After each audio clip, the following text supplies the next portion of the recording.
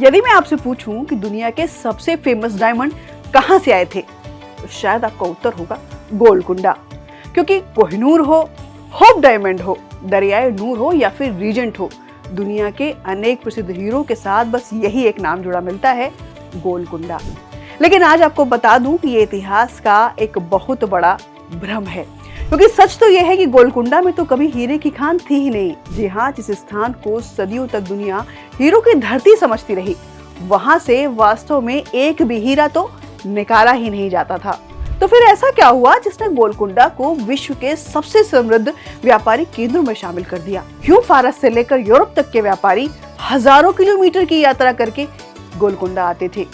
क्यों मुगल सम्राट औरंगजेब ने लगभग 8 महीने तक इस दुर्ग को जीतने के लिए अपना सब कुछ दांव पर लगा दिया? क्योंकि गोलकुंडा की सबसे बड़ी संपत्ति हीरे नहीं थे, संपत्ति था यहाँ बिकने वाला विश्वास।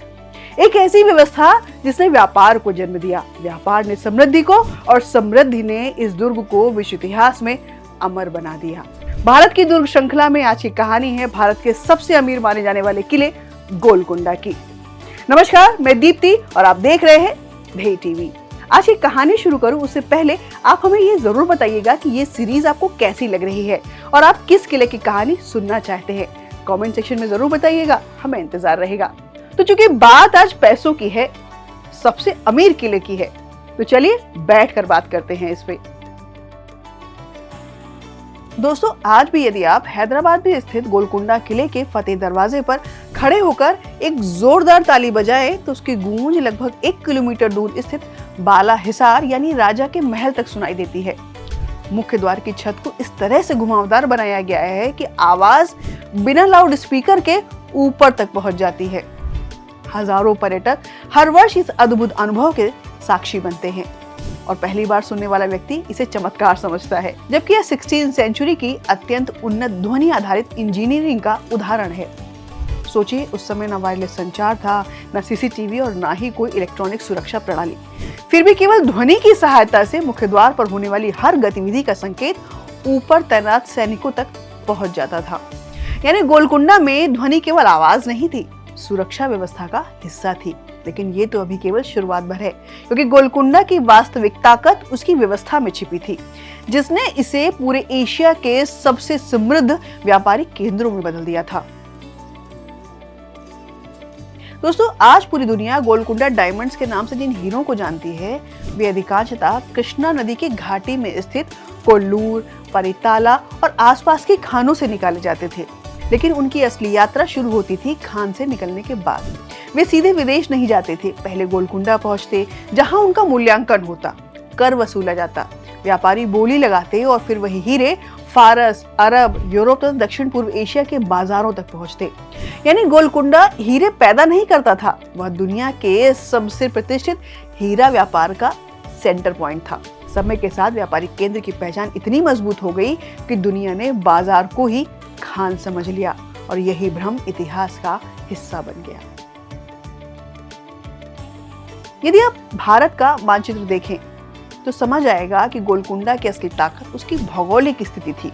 दक्कन के पठार पर स्थित यह दुर्ग कृष्णा घाटी, दक्षिण भारत के आंतरिक क्षेत्रों और पूर्वी समुद्री तट को जोड़ने वाली महत्वपूर्ण कड़ी था। जो व्यापारी खानों से निकलने वाले बहुमूल्य रत्न खरीदना चाहते थे, उन्हें एंड में गोलकुंडा पहुंचना ही पड़ता था। और इस नेटवर्क को और अधिक शक्ति देता था मसूलीपट्टनम, यानी आज का मछलीपट्टनम। 17वीं सेंचुरी में यह हिंद महासागर व्यापार का एक प्रमुख बंदरगाह था। यहीं से कपास, नील, मसाले और बहुमूल्य हीरे फारस, अरब, आर्मेनिया तथा यूरोप तक भेजे जाते थे। यानी खानों से निकलने वाले रत्न और समुद्री व्यापार दोनों का मिलन गोलकुंडा में होता था। माना जाता था कि जिसने गोलकुंडा को कंट्रोल कर लिया, उसने पूरे व्यापारिक नेटवर्क पर ही अपना कंट्रोल स्थापित कर लिया। दोस्तों, इतिहास में कोई भी महान राजधानी एक दिन में नहीं बनती। उसके पीछे सदियों की राजनीतिक दूरदर्शिता, सामरिक सोच और बदलती सत्ता का इतिहास छिपा होता है। और गोलकुंडा की कहानी भी हीरो से नहीं बल्कि एक साधारण पहाड़ी चौकी से शुरू होती है। लगभग 12वीं शताब्दी में काकतीय शासक गणपति देव ने इस ग्रेनाइट पर एक मिट्टी का दुर्ग बनवाया था और उस समय इसका नाम रखा गया गोल्ला कोंडा, अर्थात चरवाहों की पहाड़ी। स्थानीय परंपरा के अनुसार एक चरवाहे को यहाँ प्राचीन मूर्ति मिली, जिसके बाद इस स्थान का महत्व बढ़ा। हालांकि इस कथा के कोई प्रत्यक्ष ऐतिहासिक प्रमाण नहीं मिले हैं, फिर भी यह आज भी स्थानीय लोक स्मृतियों का हिस्सा है। लेकिन काकतीयों ने इस पहाड़ी को केवल एक लोक कथा के कारण नहीं चुना था। ऊंची ग्रेनाइट चट्टानें और दूर तक फैले मैदान और आसपास के मार्गों में स्पष्ट निगरानी, इन सब ने इसे एक आदर्श सामरिक चौकी बना दिया था। तो शायद तब किसी ने कल्पना भी नहीं की होगी कि यही छोटा सा दुर्ग आगे चलकर दक्कन की सबसे समृद्ध राजधानी बनने वाला है। 1323 ईस्वी में दिल्ली सल्तनत के आक्रमण के साथ काकतीय साम्राज्य का पतन हुआ और दक्कन की राजनीति बदलने लगी। कुछ दशकों बाद उभरी बहमनी सल्तनत ने गोलकुंडा के महत्व को तुरंत पहचान लिया। उसके लिए केवल सीमा की रक्षा करने वाला किला नहीं था, बल्कि दक्कन के आंतरिक क्षेत्रों पर नियंत्रण स्थापित करने की एक मजबूत चौकी था। इसलिए बहमनियों ने इसकी प्राचीरों को और सुदृढ़ किया, रक्षा व्यवस्था का विस्तार किया और इसे एक महत्वपूर्ण प्रशासनिक केंद्र में बदल दिया। और यहीं से गोलकुंडा केवल एक सैनिक चौकी नहीं रहा, वह सत्ता का सेंटर बन गया। 1518 ईस्वी बहमनी सल्तनत विघटित हो चुकी थी और इसी राजनीतिक परिवर्तन के बीच सुल्तान कुली कुतुबुल मुल्क ने स्वतंत्र कुतुबशाही सल्तनत की स्थापना की और गोलकुंडा को अपनी राजधानी बनाया। यहीं से इस दुर्ग का वास्तविक स्वर्णकाल शुरू हुआ और अगले लगभग 150 वर्षों में गोलकुंडा केवल एक सैन्य किला नहीं रहा, इसे विशाल पत्थर की प्राचीरों, राजमहलों, दरबारों, मस्जिदों, हथियारागारों, जलाशयों और सुव्यवस्थित बाजारों से विकसित कर एक दुर्ग नगर में बदल दिया गया। और आज दिखाई देने वाली लगभग 11 किलोमीटर लंबी परकोटा प्रणाली का अधिकांश विकास भी इसी काल में हुआ। यहीं शासन चलता था, यहीं सेना संगठित होती थी और यहीं से विश्व के सबसे मूल्यवान हीरों का व्यापार नियंत्रित किया जाता था। यानी पहली बार गोलकुंडा में सत्ता, सुरक्षा और संपदा तीनों एक ही स्थान पर आकर जुड़ गए। लेकिन गोलकुंडा केवल सत्ता और हीरों की कहानी नहीं था, यह कला और संस्कृति का केंद्र भी था। कहा जाता है कि कुतुबशाही दरबार की प्रसिद्ध नर्तकी और गायिका तारामती जब अपने महल तारामती बारादरी में गाती थी तो उसकी आवाज हवा के साथ बहती हुई सीधे गोलकुंडा के शाही दरबार तक पहुंच जाया करती थी। हालांकि इतिहासकार इसे भी एक लोकप्रिय किंवदंती ही मानते हैं, लेकिन आज भी यह कथा गोलकुंडा की सांस्कृतिक विरासत का हिस्सा है। कुतुबशाही शासन की सबसे बड़ी आर्थिक शक्ति थी कृष्णा नदी की हीरा खदानें और विशेषकर कोल्लूर। 17वीं शताब्दी में यह क्षेत्र विश्व के सबसे समृद्ध हीरा उत्पादक क्षेत्रों में गिना जाता था। हजारों श्रमिक नदी की तलछट से हीरे खोजते और अधिकांश दिनों की मेहनत बेनतीजा रहती। लेकिन कभी कभी उसी मिट्टी से ऐसा रत्न निकल जाता जिसकी कीमत किसी छोटे राज्य के वार्षिक राजस्व से भी कहीं अधिक होती। और यहीं से निकलने वाले अनेक प्रसिद्ध हीरे बाद में गोलकुंडा के बाजार पहुंचते, जहां उनका मूल्यांकन होता, कर का निर्धारण होता और व्यापार होता। और इसीलिए हीरे की वास्तविक कीमत खान में नहीं बल्कि गोलकुंडा की व्यापारिक व्यवस्था में तय होती थी। और यही कारण है कि समय के साथ गोलकुंडा डायमंड्स गुणवत्ता की पहचान बन गया। 17वीं शताब्दी तक गोलकुंडा केवल दक्कन की राजधानी नहीं था, वह एशिया के सबसे प्रतिष्ठित हीरा बाजारों में बदल चुका था। फारस, अरब, आर्मीनिया और मध्य एशिया से व्यापारी यहाँ आते थे। जल्द ही पुर्तगाली, डच और अंग्रेज ईस्ट इंडिया कंपनी भी इसी व्यापार का हिस्सा बन गई। उनका उद्देश्य केवल हीरा खरीदना नहीं था, बल्कि उस बाजार तक पहुंचना था जहां उनकी गुणवत्ता और कीमत तय होती। फ्रांसीसी यात्री और प्रसिद्ध रत्न व्यापारी जॉन बैप्टिस्ट ट्रेवेरियर ने 17वीं शताब्दी में कई बार भारत की यात्रा की और अपने यात्रा वृत्तांतों में उन्होंने विस्तार से दक्कन के हीरा खानों और गोलकुंडा के व्यापार के विस्तार के बारे में लिखा है। उनके अनुसार यहाँ मिलने वाले बड़े और उच्च गुणवत्ता वाले हीरे विश्व में अद्वितीय माने जाते थे। लेकिन ट्रेवेरियर को सबसे अधिक प्रभावित केवल रत्नों ने नहीं, उन्हें संचालित करने वाली संगठित व्यापारिक व्यवस्था ने किया था। तो कुल मिलाकर इतना तो तय है कि गोलकुंडा की वास्तविक ताकत केवल वहां की प्राकृतिक संपदा नहीं बल्कि उसे व्यवस्थित ढंग से संचालित करने वाली शासन व्यवस्था थी। सोचिए, सोना अफ्रीका में भी था, मसाले दक्षिण पूर्व एशिया में भी थे और हीरे केवल दक्कन में ही नहीं मिलते थे। फिर भी विश्व की सबसे धनी व्यापारिक केंद्रों में गोलकुंडा का नाम क्यों लिया जाता था? क्यों? क्योंकि यहाँ केवल खनन नहीं था, यहाँ संसाधनों को एक संगठित आर्थिक व्यवस्था में बदला गया था। सुरक्षित व्यापारिक मार्ग, नियंत्रित बाजार, कर व्यवस्था, बंदरगाहों से जुड़ा निर्यात और स्थिर प्रशासन, इन सब ने मिलकर गोलकुंडा को मध्यकालीन भारत की सबसे समृद्ध अर्थव्यवस्थाओं में से एक बना दिया था। प्रकृति ने उन्हें हीरे दिए थे, लेकिन उनकी कीमत गोलकुंडा ने बनाई थी। यदि किसी पहाड़ी दुर्ग की सबसे बड़ी परीक्षा होती है तो वह है घेराबंदी। युद्ध जितना लंबा चलता था, पानी और रसद उतनी ही तेजी से समाप्त होती जाती थी। इसलिए गोलकुंडा के निर्माताओं ने सबसे पहले इसी चुनौती का समाधान किया। पूरे दुर्ग में वर्षा जल संग्रह के लिए विशाल जलाशय बनवाए, बावड़ियों और टंकियां बनवाई गई। उन्हें इस प्रकार जोड़ा गया कि पानी लंबे समय तक सुरक्षित रहे। आवश्यकता पड़ने पर फारसी चक्रों और गुरुत्वाकर्षण आधारित प्रणालियों की सहायता से ऊंचाई तक भी पहुंचाया जा सकता था। यानी यह किला केवल लड़ने के लिए नहीं, बल्कि महीनों तक घेराबंदी सहने के लिए भी बनाया गया था। दोस्तों, जिस ताली की गूंज से हमने इस यात्रा की शुरुआत की थी, वह इस दुर्ग की वैज्ञानिक योजना का केवल एक उदाहरण भर था। फतेह दरवाजे से बालाहिसार तक पहुंचने वाली ध्वनि, हाथियों के आक्रमण को रोकने के लोहे की कीलों से जड़े विशाल द्वार, घुमावदार चढ़ाई और अनेक सुरक्षा घेरे, ऊंची प्राचीरें और रणनीतिक बुर्ज, इनमें से कोई भी केवल स्थापत्य सौंदर्य के लिए नहीं बनाया गया था। हर संरचना का एक सैन्य उद्देश्य था और इसी कारण गोलकुंडा केवल एक भव्य किला नहीं, बल्कि मध्यकालीन सैन्य इंजीनियरिंग का उत्कृष्ट उदाहरण माना जाता है। इस किले में कुल 8 दरवाजे हैं। मोती दरवाजा, बंजारा दरवाजा, पाटनचेरू दरवाजा, जमनी दरवाजा, बोदली दरवाजा और मक्का दरवाजा। लेकिन गोलकुंडा की सबसे बड़ी पहेली उसकी ऊंची दीवारें नहीं, बल्कि उसके नीचे छिपी दुनिया है। कहा जाता है कि इस किले से लगभग 9 किलोमीटर दूर चार मीनार तक एक गुप्त भूमिगत सुरंग बनाई गई है। मान्यता है कि युद्ध या आपातकाल की स्थिति में शाही परिवार इसी रास्ते से सुरक्षित होकर बाहर निकलता था।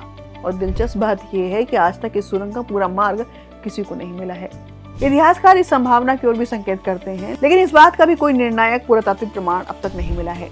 इसलिए इसे गोलकुंडा से जुड़ी सबसे प्रसिद्ध किंवदंतियों में से गिना जाता है। इब्राहिम मस्जिद और राजा के महल के बगल में स्थित जगदम्बा मंदिर में हर साल बोनालू उत्सव के दौरान लाखों श्रद्धालु आते हैं। लेकिन ये केवल एक मंदिर नहीं, एक स्मृति भी है। कहते हैं कि हर त्योहार के पीछे सिर्फ एक परंपरा नहीं होती, एक दर्द भी छिपा होता है। बोनालू की कहानी भी कुछ ऐसी ही है। 1813 में हैदराबाद और सिकंदराबाद में प्लेग ने हजारों जिंदगियां निगल ली थी। उसी समय हैदराबाद की एक सैन्य टुकड़ी उज्जैन में तैनात थी। अपने परिवारों की सलामती के लिए सैनिकों ने महाकाली से प्रार्थना की और प्रण लिया कि यदि महामारी थम गई तो लौटकर देवी को विशेष भोग अर्पित करेंगे। मान्यता है कि महामारी का प्रकोप कम हुआ, सैनिक अपने वतन लौटे और उन्होंने अपना वचन निभाया। और यहीं से शुरू हुई बोनालू की वह परंपरा जो आज तेलंगाना की सांस्कृतिक पहचान बन चुकी है। यानी गोलकुंडा की पहचान केवल उसके व्यापार, किलों या हीरों से नहीं, बल्कि उन आस्थाओं से भी बनी जो पीढ़ी दर पीढ़ी आज तक जीवित है।